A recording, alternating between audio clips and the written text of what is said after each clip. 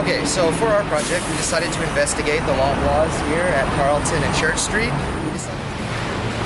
Hi, we're here at the Loblaws, so for our final project, we decided to investigate the cereal aisle, so follow me and we'll begin our investigation.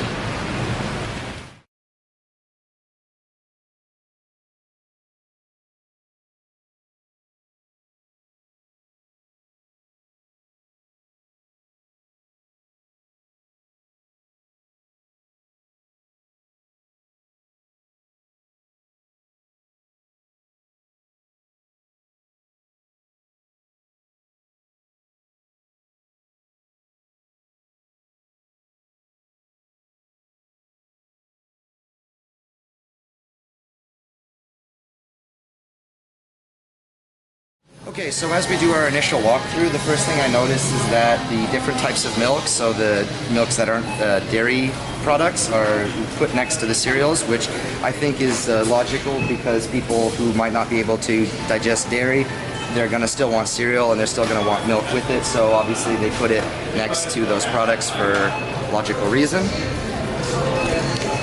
As we continue to go through the aisle, the thing that stands out to me the most is the colors of the cereal. So again, we're seeing a lot of yellow and reds, which of course we learned in class are the colors that stimulate appetite and hunger. So it would make sense that a lot of these boxes would have those colors on it. So as we continue through, we see a lot of the sugary sweet cereals are up at the front. And as we continue our way down the aisle, we start to find some of the more healthy cereals and getting to the healthiest cereals where there's very few brands to choose from. We're going to take a look at some of the labeling we can spot on some of the packaging here. Here we'll see a lot of no artificial colors and flavors, flavored with real fruit.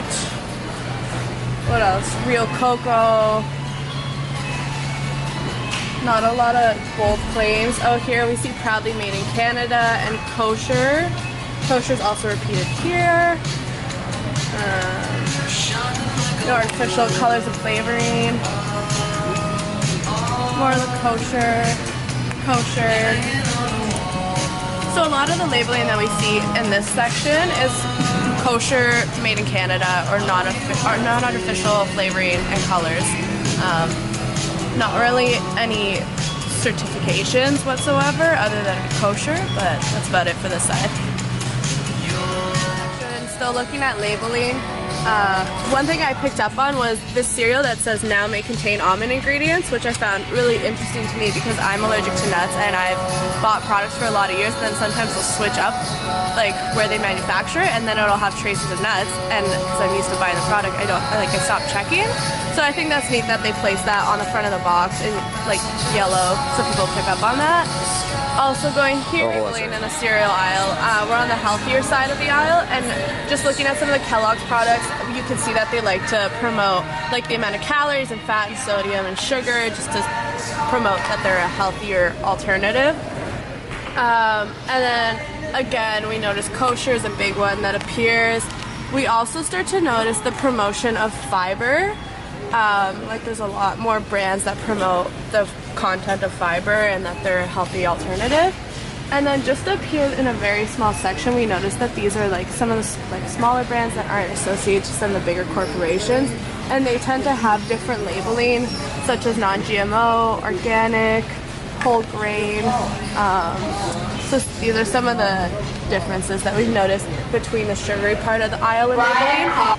The sugary part of labeling and the like more healthier alternatives labeling. Most of the brands of cereal are owned by 4 different companies. The first one being Post, the second one being General Mills, third one being President's Choice, and the fourth being Kellogg's, with a few no-name brands at the top here. Okay, so going through the aisle, we noticed that a lot of the colors were repeated, and it was the yellow and red, which we learned in class can stimulate hunger in people. So even if the box isn't fully yellow or red, they've even put like a bit of red in the logo. And then also we looked at labeling, so we noticed that proudly made in Canada was picked up a lot in a few boxes. Also down here we noticed the kosher label came back a lot.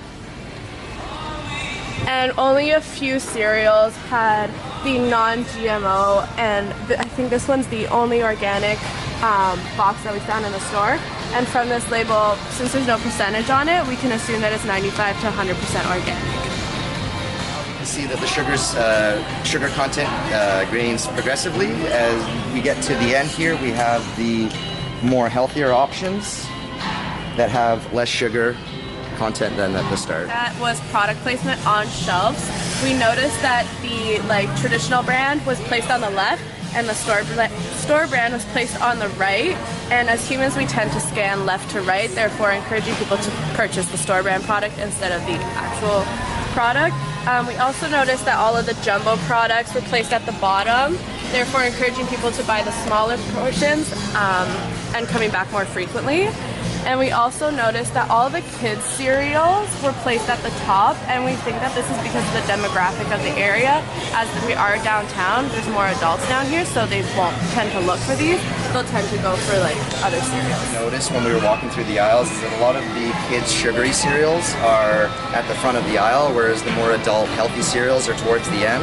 And it's considering that there would be a larger percentage of adults that are going to this location, it makes sense that they would be further away, forcing them to walk further to get it.